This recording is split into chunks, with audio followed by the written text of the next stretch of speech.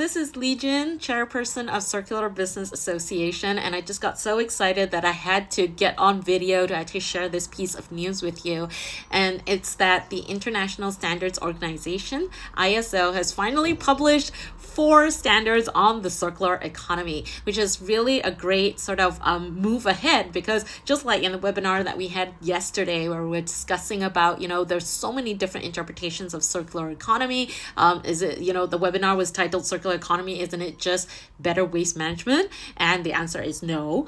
And in that discussion, we really started to tease out what was missing from a very sort of diluted or distorted interpretation of the circular economy. So it's really great timing to actually see the ISO standards getting published today, and seeing that the first one within that family of standards really clarifies the vocabulary, principles, and guidance for implementation of the circular economy. That's ISO 5904, and we really am happy. I'm really happy to actually see that the language being used, at least in the the introduction part of it, of what this standard covers, it's not so much geared into just resource efficiency and minimizing waste.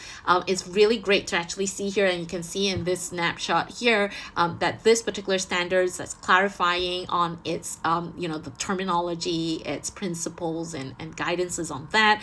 It actually mentions here in bold that it's advocating for an economic model that emphasizes sustainable management and the renewal of natural resources. And with that, it's really made to not just help organizations to become more resilient, but it's actually about creating and sharing more value within society while ensuring the quality of resilience of ecosystems and supporting a sustainable future. Now, this has actually been something that our association has been talking about much more loudly in the months that passed, because we realized that to big sort of misconception, a misunderstanding that circular economy is just about minimizing waste, less. That's the very traditional way that sustainability has been communicated to us and talked to us about. But really, at the crux of it, circular economy, what is it for? It's really about doing more good because we're alive and things are operational, doing more good and not just less bad. Right? So we actually really want to emphasize on that part of creating and sharing more value within society while ensuring the quality and resilience of ecosystems, ultimately supporting a sustainable future. So it's a great sort of like a timing really to have our webinar just yesterday completed, and we really wanted to drill that into our audience. If you didn't watch it yet, feel free to go to our YouTube channel and just rewatch it. It's just an hour long, and we had a really great discussion there. So I was really excited to actually share that with you. Now, what are the other 3 standards that was publicized, and why is it important?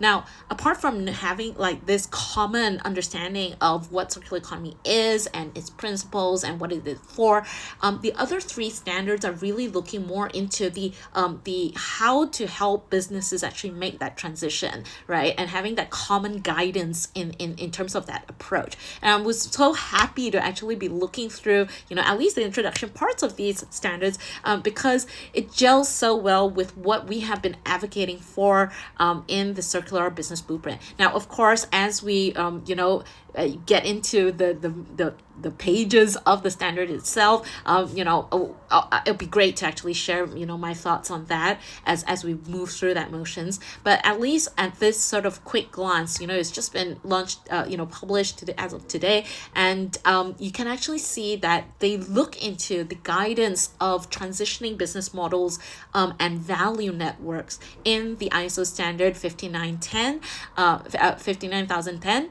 and basically what it's saying is very much to what we're saying, that you have to actually map out what your value chain is, both upstream, downstream, and understand those billing relationships. And then through that, not just look at circular economy within the context of just your own organization, but actually how you have that interaction with all these different organizations within that value network. So it was great to actually see some of those terminology being used in the standards itself. The other one that this third standard that was published, which I'm very proud to actually share, that one of our approved community, Zuman from Elm Lab, was actually invited to participate in contributing to the standards, is ISO 59020, and that is in measuring and assessing circularity performance. Now, of course, this is something that over the years we've seen different organizations come up with their own matrices and things like that. So it's really great that now we actually have the ISO standard to say that this is the main guidance that of how to actually measure and assess circularity. Now, looking at the introduction part of that standard itself, it's not just talking about circularity at an organizational level, but it's also covers guidance in terms of between product at the product level, at the organizational level, at inter-organizational level, which is really where the ecosystem play is, and that's where Circular Business Association really focuses a lot of effort on, as well as the regional type of circularity as well.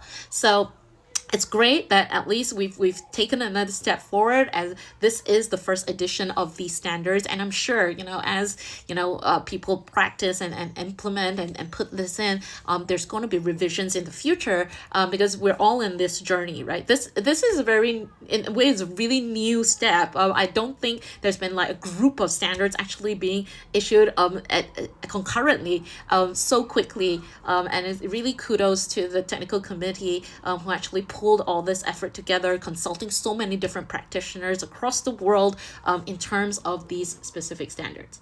Now, the last standard that has been published as of today is in terms of the review guidances for existing value networks, right? So that's ISO TR 59032, and what this standard actually covers is in relation to the how when they give examples of how these businesses actually make that transition, right? So they have existing relationships that they have in the ecosystem, but how do they actually structure that value network so that it's more ready for circular economy and can help their business actually transition over? So it's great to actually have more information that complements the previous one, ISO 5910, that was more on the guidance of how to make that transition from billing relationship into value networks, and this additional standard was actually to complement it, more information about value networks. And I'm so happy that it got an additional standard to provide that, because it really gels well with what we've been talking about, that circular economy is not something that you leave an organization to do on its own. It's almost impossible to do that and expect them to become profitable while doing that. So it's great to actually see that this emphasis on value networks is very much within the ISO standards, and I just can't wait to actually literally nerd out on these standards in the coming weeks. Now, if you are keen to actually know more about these standards, please feel free to reach out to us. We'll definitely be happy to see how we can support you in that journey. It gels with a lot of things that our association has already been talking about and advocating for, and working with some of you already on. So it's great now to have some form of like international some recognition of sorts, that we've been in the right direction. I'm looking forward to a lot more exciting developments ahead. We're expecting 2 more standards to probably come about, and if you haven't checked out our webinar that really starts talking about relooking at what circular economy actually even means and things like that, I think that will be like a very nice way to start this journey into this whole new realm. So we had a really great analogies being used by both our speakers, Mike and Nicola, So it'll be great, a way to ease you in if you don't know where to start. Standards sometimes can seem a lot more formal, and for if you're just exploring it for the first time, it might feel a little bit intimidating and overwhelming. So, but don't worry, you're not alone. We are actually building up the ecosystem of various talents, suppliers, vendors, and other players that's needed in the ecosystem to really support you in that journey. If you want to be part of that journey, please feel free to reach out to us. You can visit our website at www.circularbusinessassociation.org. And yeah, thanks for sharing this excitement with me. Until next time, bye.